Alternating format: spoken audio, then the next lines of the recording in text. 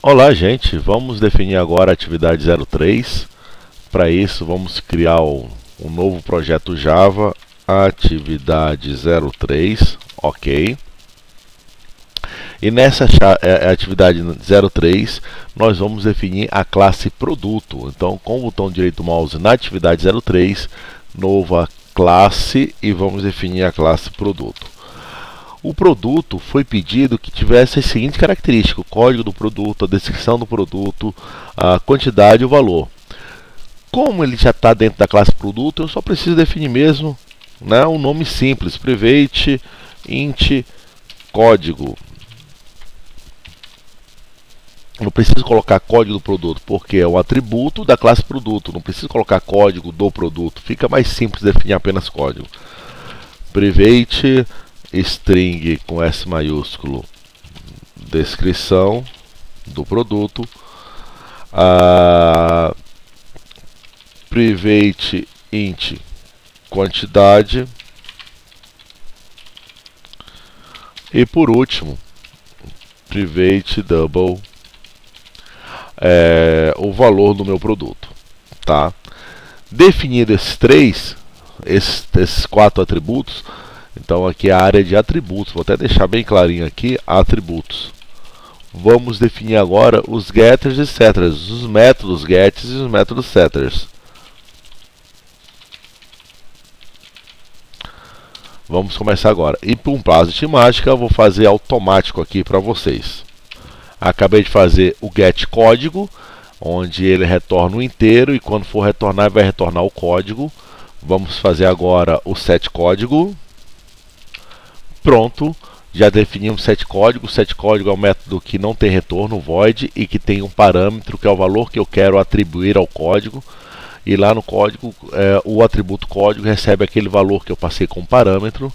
Vamos fazer os outros getters e setters. Vamos lá agora ao get descrição. Pronto, o get descrição já está pronto. Ele vai retornar uma string. Quando for retornar o get descrição não tem parâmetro, ele retorna aqui o atributo descrição para quem chamar o get descrição. Vamos fazer agora o set descrição. O set descrição já está pronto.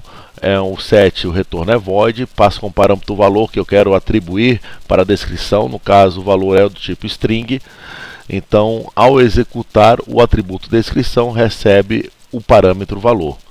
Vamos fazer agora o get quantidade. Pronto, o get quantidade foi feito. O get quantidade ele retorna o inteiro. Não tem parâmetros o método get quantidade, e quando ele for executado, for chamado, ele vai retornar o atributo quantidade. Eu vou implementar o set quantidade, gente, mas no final a gente vai acabar excluindo, porque o comprar e o vender ele vai manipular a quantidade. Mas vamos definir, né, só para a gente identificar depois que a gente não precisa dele, né? Então vamos fazer o set quantidade agora. O set quantidade foi feito, né?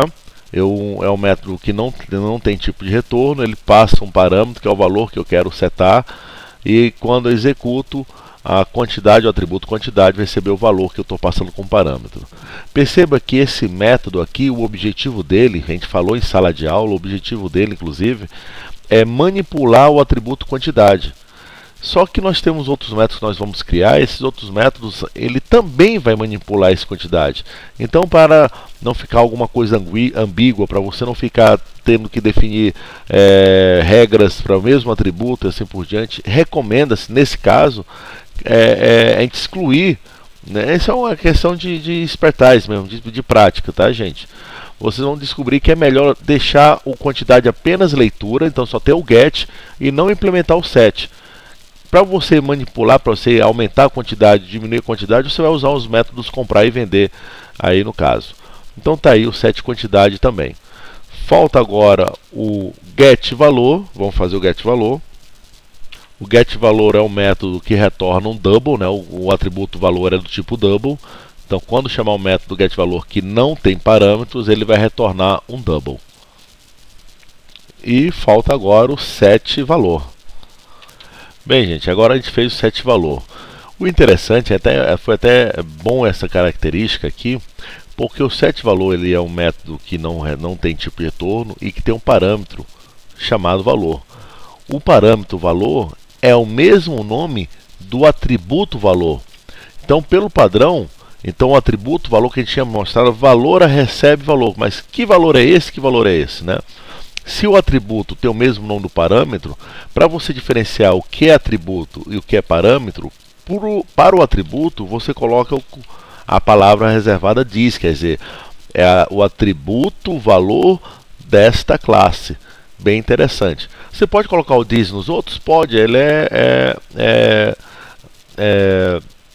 eu só não coloquei, ele foi opcional aqui porque são nomes diferentes, né? Valor e código, valor e descrição, valor e quantidade, né? Mas no caso aqui valor, eu fui obrigado a colocar o diz no caso.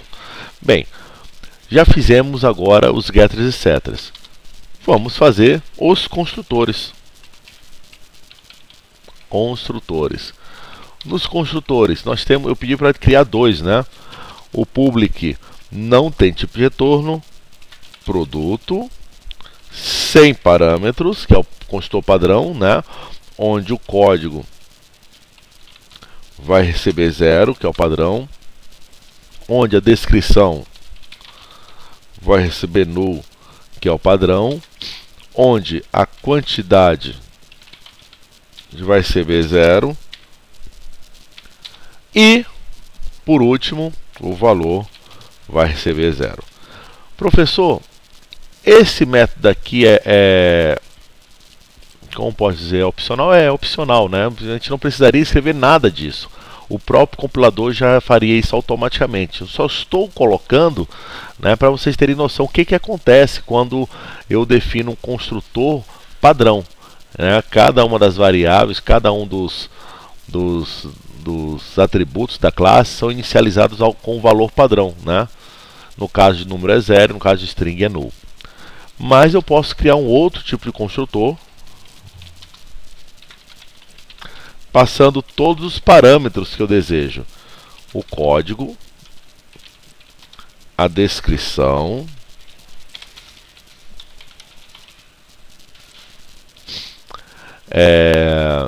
código, descrição, a quantidade e, por último, o valor.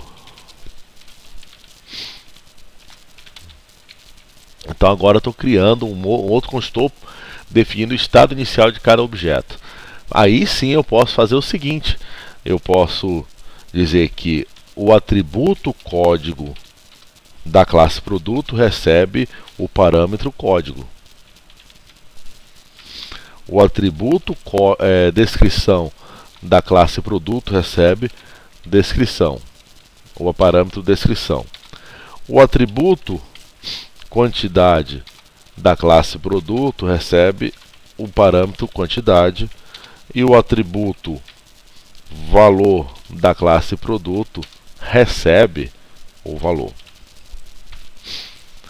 Esse aqui então é o nosso construtor, né? E por último, gente, vamos criar os métodos. Os métodos que foram pedidos para criar, né, foram dois. O primeiro é o vender para cliente, então vai ser o método público. Público. O tipo de retorno, quando não quero retorno, eu colocaria void. Mas como eu quero vender, nem sempre eu vou conseguir vender. Por exemplo, se eu quiser vender um produto que não tem estoque, ele pode me dar um erro. Então eu vou definir um tipo de retorno chamado boolean, que ele vai me definir se eu conseguir vender ou não. E o nome do método, vender para cliente, cada palavra com uma letra maiúscula. E passo como parâmetro, gente, olha aqui, vou fazer não vou passar nada como parâmetro vender para o cliente. Por quê? Toda vez que eu tentar vender para o cliente, né, se eu não passar nada com parâmetro, quer dizer, eu vou vender apenas um produto. Eu tenho esse produto, só vou vender um. Vou vender para cliente, então por padrão ele vende um. Então vamos fazer aí. Defino a variável padrão, né? Conseguiu vender, recebe false. Aí eu falo if a quantidade em estoque for maior que 1, maior que 0, na verdade, quer dizer, ele tem estoque, então o que que eu vou fazer, o que que o vender para cliente vai fazer? A minha quantidade vai diminuir, recebe quantidade menos 1. Agora eu vou dar uma melhorada. Quantidade igual a quantidade menos 1 pode ser definido da seguinte maneira: quantidade menos igual a 1. Bem, se eu conseguir vender, né, quer dizer, eu consegui vender, tinha quantidade em estoque, então o meu flagzinho conseguiu vender passa a ser true, ele realmente conseguiu vender. E no final, na última linha, eu retorno esse flag dizendo, olha, consegui ou não vender. Return, que pode ser tanto verdadeiro quanto falso. Conseguiu vender. Pronto, gente, o meu conseguiu vender foi definido. Mas eu posso vender de mais de uma maneira. Eu posso vender apenas um produto. E se eu quiser vender mais de um produto? Então, gente, eu vou criar uma sobrecarga para esse método. Assim como criei uma sobrecarga para o meu construtor, vou criar uma sobrecarga para o método, onde eu vou passar como parâmetro a quantidade que eu quero vender. Eu posso vender um, ou posso vender vários. A grande sacada é que agora a quantidade, né, essa quantidade que eu quero vender, eu preciso verificar se a quantidade que tem em estoque for maior ou igual à quantidade que eu quero vender, aí eu consigo vender. Então o que vai acontecer com essa quantidade, gente? É o atributo da classe produto. Essa quantidade é esse parâmetro. Eu poderia ter colocado o QTD, né? Mas só para a gente começar a usar esse diz aí, a gente aprender a usar esse diz aí à vontade. Então, se eu tiver a quantidade de estoque for maior ou igual à quantidade que eu quero vender, então a minha quantidade em estoque vai receber a quantidade que eu tinha em estoque menos essa quantidade.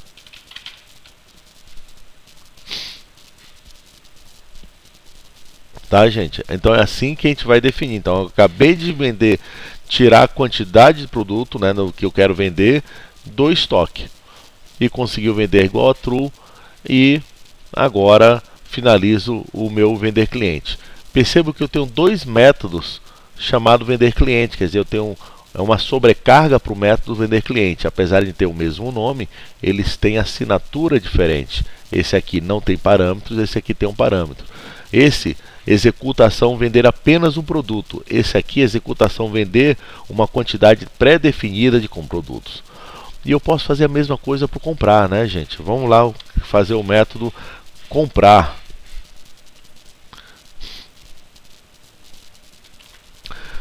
O método comprar do fornecedor, ele não precisa ter retorno, eu apenas compro, né? É o void, então não tem retorno. Comprar do fornecedor.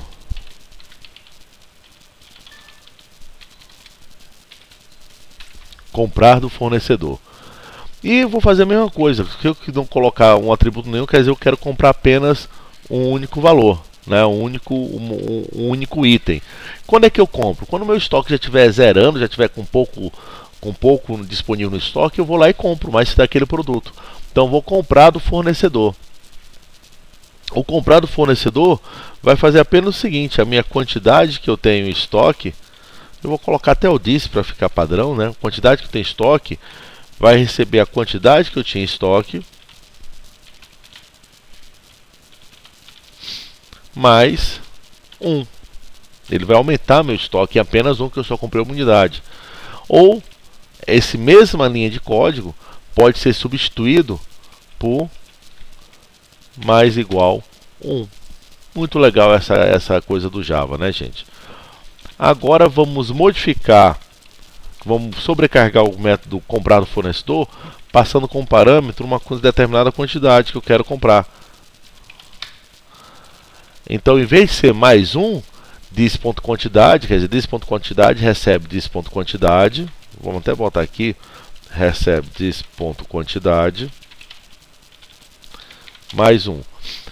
Esse caso eu também posso criar um alias, eu também posso criar abreviar esse comando, né? Basta fazer isso aqui, ó. Mais um não, mais quantidade, desculpa. Mais quantidade, né? Eu posso criar o alias fazendo dessa maneira. Diz.quantidade, recebe diz.quantidade mais a quantidade que eu passei como parâmetro. Pronto, gente. Eu acabei de desenvolver a classe produto, ela está completinha de acordo com as minhas regras. Um detalhezinho. Perceba que tanto vender quanto quantidade, eu manipulo o atributo quantidade. Então, para não ter problema, para alguém não chegar lá depois e dar um set quantidade direto, quer dizer, ele só vai conseguir modificar a quantidade se ele vender ou comprar, eu vou